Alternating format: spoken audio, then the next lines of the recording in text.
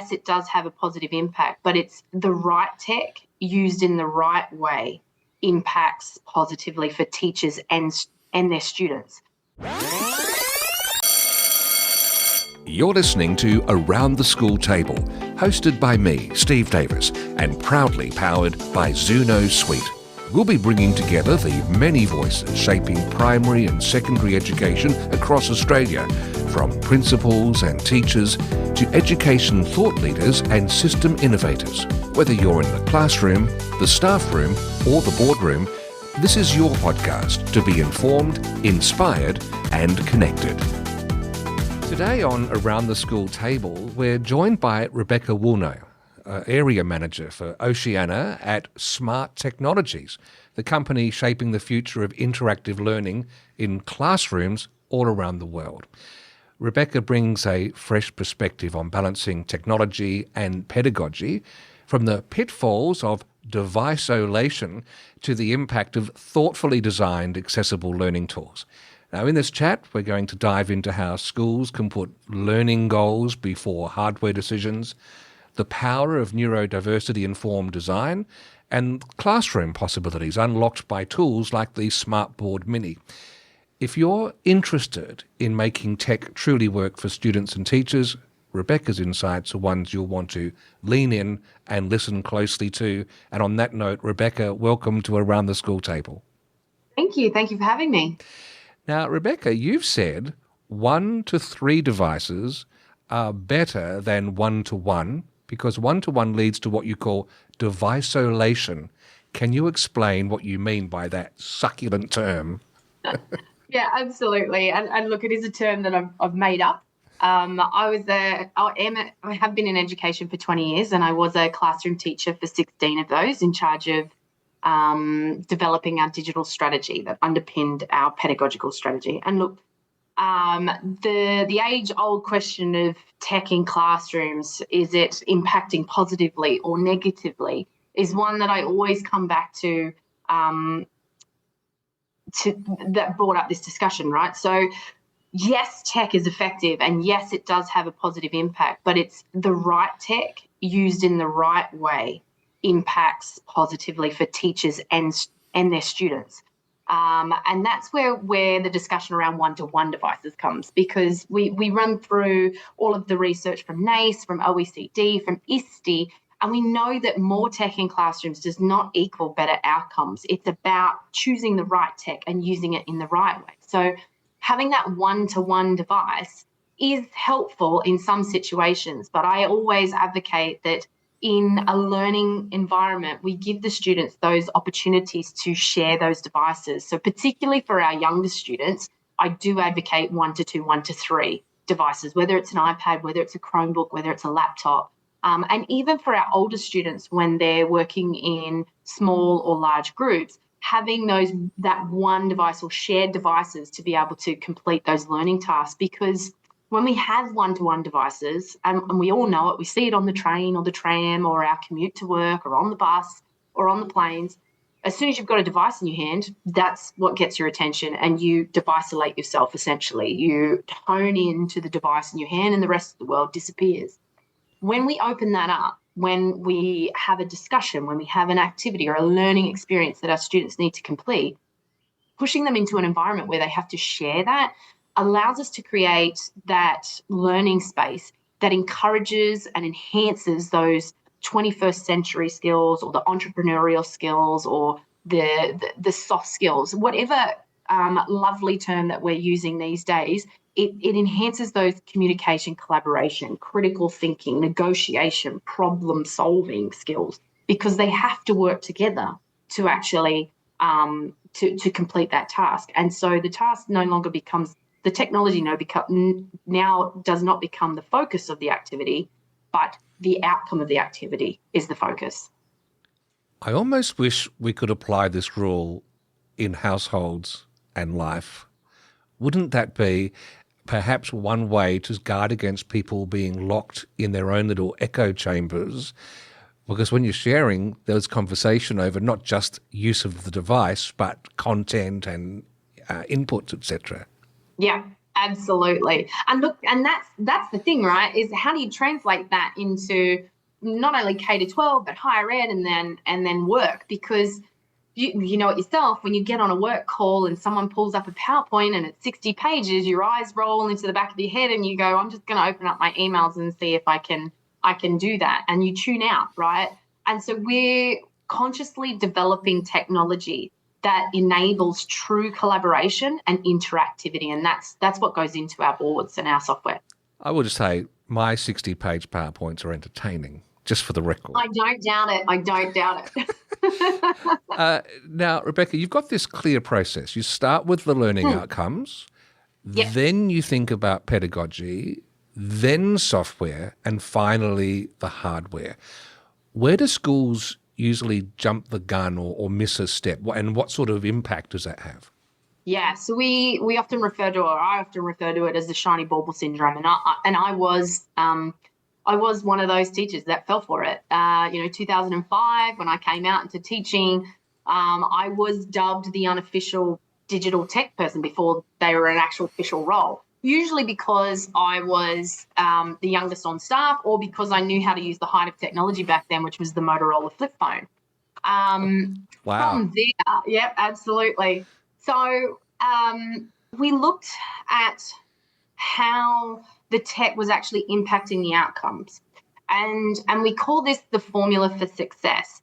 A lot of us usually choose the hardware first, Karen in year 3 wants Ozobots and Steve in year 2 wants Spiros, and we buy them for those classrooms and they would be amazing in 1% of the teaching and learning time. And then Karen and Steve would either move class or they would move school, and that piece of tech would then go on the shelf and collect dust, and it wouldn't translate across the curriculum, it wouldn't scale across the year levels. And so that investment wasn't really impacting the outcomes for the students or the teachers.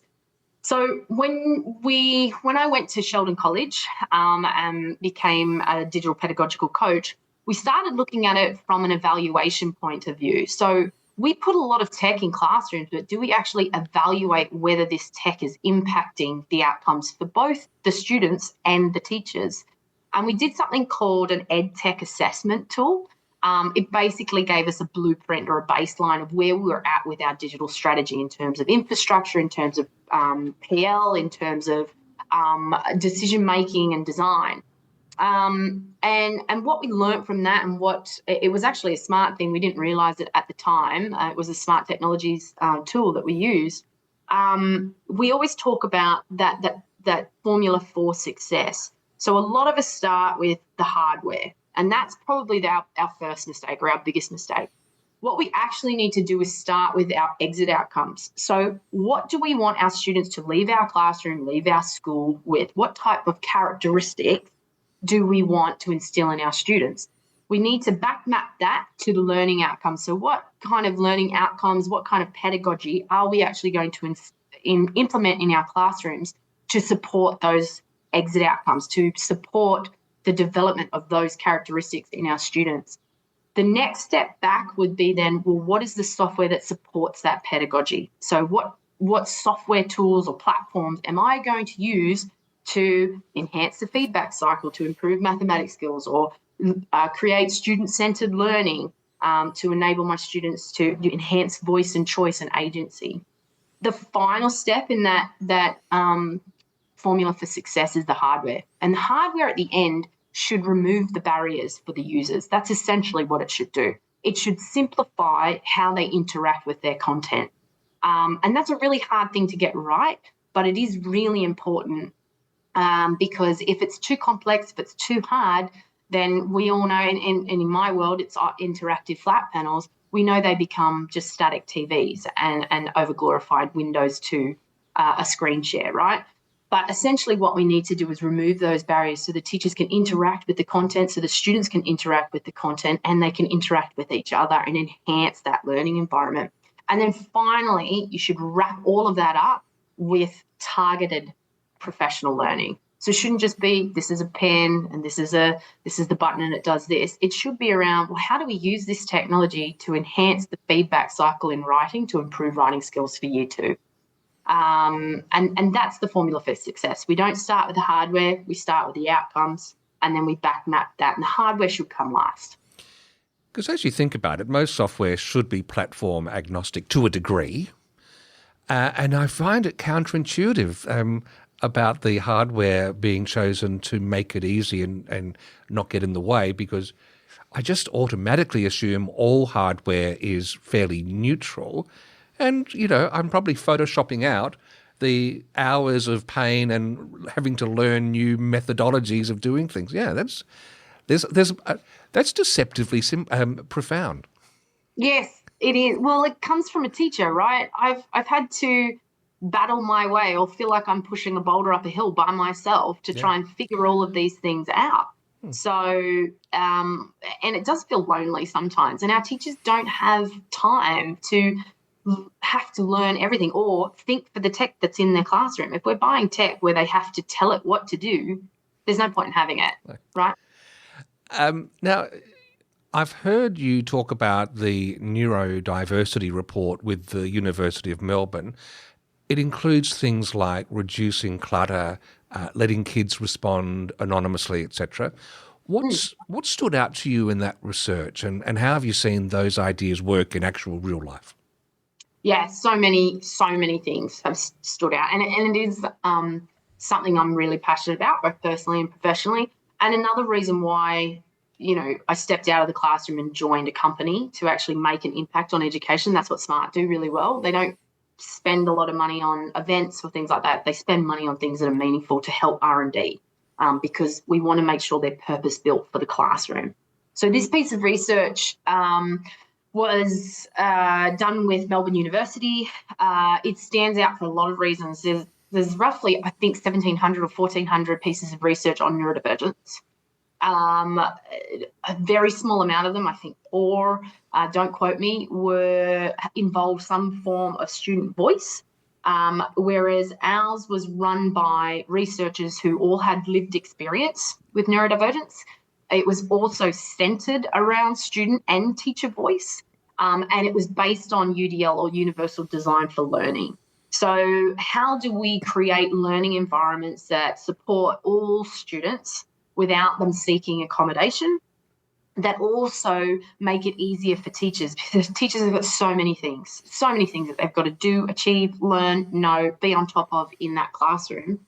They shouldn't have to do extra work to be able to do their job. We should be making technology and software platforms that make their life easier to be able to deliver better outcomes. And that's what this research was about. I think some of the things that came out of it were really, really wonderful. And a lot of our teachers are really trying to work hard at achieving all of these, and they are through a lot of work. And we can simplify that by the tools that we can invest in and use. So things like creating multiple ways for students to engage, to show what they know. That's one of the 36 recommendations that came out of the research. So there's 36 that you could implement in your classrooms tomorrow. That was really important to me as a teacher. Love getting research. That's wonderful. I often have a bit of a bugbear about the fact that research is often done by people who aren't in the classrooms, and they come and try and tell me how to do my job. Whereas this is done by real teachers, and it's 36 recommendations you can put in your classroom and we know are actually going to improve the outcomes for you and your students. So if you take just that simple one outcome, right, the recommendation, creating multiple ways for students to engage, to show what they know. If you put that into practice, in this event that we did at EduTech, we launched this research and we delivered this research in a way that I would teach in my classroom. So it actually involved the 36 recommendations. We implemented what were preaching, right? So the one question that we did was, what does neurodivergence mean to you? And the way we did it was we delivered it in a shout it out, which was part of our software. It's a wonderful way that doesn't matter what device you've got, you can connect via a QR code by the web, and you can write your answer or talk to the device and it will annotate for you, and you can send up your response and it gets captured on the board. Now, in this activity, what I gave them was 3 different ways to respond. They could answer pragmatically, so tell us, why the research was important to them. They could do it in a creative way, or they could do it in an analytical way. And for me, I'm someone that is more practical. I like to go down the practical route. I'm not very creative. And so that I would gravitate towards that. So as a teacher, I would probably tend to stick to that, right? But in this event, the biggest moment for me was at the end of this activity where we were looking through the responses and the amount of people that wrote poems and wonderful, drew lovely drawings and sent them up to show what neurodivergence means to them was not only super powerful for me as the presenter, but for the people in the audience that got to share what they know in a way that feels true to them. That was beyond powerful. And the amount of LinkedIn posts I saw of those people sharing their poems from that day was exceptional. And that just shows just one tweak, one change of how we approach a learning outcome, or using the right tool for the right reason can have such a positive impact on the people that you're working with or teaching. And that really stayed with me. Wow, that is sharing a bit of overlap. There's a book I'm reading at the moment called The Fourth Pillar by Harry Moffat. He's a former SAS operator turned psychologist, and he's argued that the fourth pillar is the psychological aspects of our life and being sensitive to different ways of communicating and the impoverishment of just language alone. There's more. And what you've talked about is by giving another option for creatively responding, I think we're going to scoop up in that sort of scenario more than we might otherwise have gleaned from people and perhaps been delighted and learned something ourselves from those approaches. 100%. And it wasn't a difficult thing for me to do. I delivered the lesson in the same amount of time, in the same way that I normally would. I just gave them a different avenue to be able to express themselves in a way that was true to them. And that was what made them feel like they were heard. Yeah. And that's really, really powerful. And that's what we need to give to our students. And that is really important to me. So we've taken that research, we've put it into the software. So if you need to be able to create multiple ways for students to deliver this, then here it is. All you have to do is use this activity or tweak that page. And that's what we should do. Our moral obligation as tech developers, we need to be able to be looking at these types of things and going, well, how do we develop that into our software and make the lives of our teachers easier?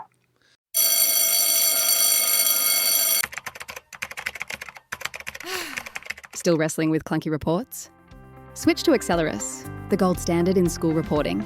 From semester to continuous reporting, design stunning reports in Word, pull data from multiple sources, and share with a click. Easy, flexible, beautiful. Accelerus. Love at first report. Visit xuno.com.au. Now, enough time has elapsed since you had a glancing blow at my beloved PowerPoints, so I want to come back to that topic now. I've steeled myself. There's a quote of yours: in 15 minutes with a smartboard, you can turn a boring old PDF or PowerPoint into something interactive. How do you actually do that? And what's the reaction from teachers when they see how quick and easy it can be? The aha moment. I like to call it the demo candy, because as a teacher, that was the thing that got me. And look, I have nothing against PowerPoints. Great, still working it.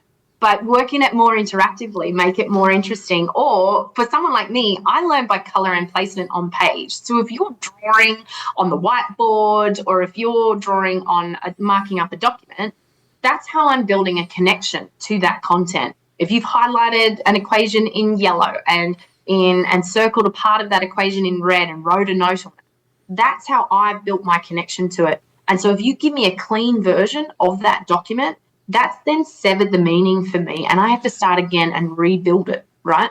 So being able to ink directly into those documents and save those documents as their native format and then give it to my students immediately is really, really powerful to support learning.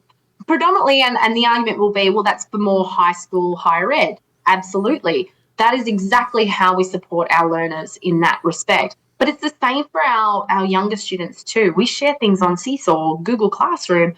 we need to be able to mark these documents up and share them as we've marked them up.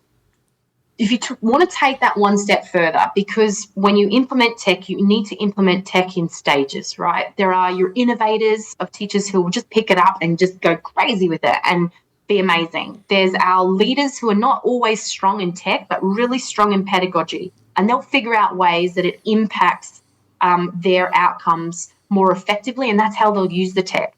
But then we also have our teachers who are skeptics, or what we affectionately call Luddites. They've had bad experiences with tech, or they've lost their confidence, or it's unfamiliar to them, and so they really don't want to use it. So we need to think about those teachers. So when we're doing an adoption and a rollout or an implementation plan, we talk about behaviour change, right? Don't change the behaviours of the teachers, just give them more interactivity into the content or into the work they're already doing. So if they're already doing PowerPoints and PDFs, amazing. Pick up a pen, write into it, save those annotations, share them as you normally would. In PDFs, because you can mark up into it and save those annotations, your students who have functional adjustment needs where they don't like to write on paper and pen for sensory reasons, or visual, low vision impaired, they can work on the smartboard, do their work samples on the smartboard, and you can save it. And that made a really big impact into a local classroom here around the corner from me, being able to support a student who is adverse to working in their books, right? But then you've got to cater for your other teachers who want to take it that next step further. Well, what if I want to take that PowerPoint and that PDF, merge them together in the one learning resource and add games and interactivity into those pages? Well, that's where our software and our hardware comes into play. So you are able to take a PowerPoint, a PDF, a Google Slides, and you can enhance it and make it dynamic and collaborative by adding a shouted out activity like we spoke about earlier, by adding an assessment tool in there that will mark the work for them, give them their results and give you their results as well, and export that out into an Excel spreadsheet. You can add games into the content. You can add small group, whole class or individual activities on certain pages. So if you have a PowerPoint, you can pick page 2 and it's going to be an individual activity, or page 5 and it'll be a whole class activity. And when you share it with your students, they can then interact with it on their one-to-one devices, or better yet, one-to-many devices. And so it's not about reinventing the wheel. Again, we go back to that time, right? Our teachers don't have a lot of time. They also don't want to spend a lot of time learning new platforms. So take the content you already have and just enhance it. And we already have that content ready to go for them. So yes, PowerPoint can be monotonous, but again, using the right tech in the right way will actually enhance the outcomes for the teachers. So improve time, improve their capability of capturing data, and then improve the outcomes for the students as well. Now, you've mentioned devices a couple of times. Let's just pick one, like the Smartboard Mini. The way you talk about that, it sounds like a bit like an old school overhead projector, but smarter.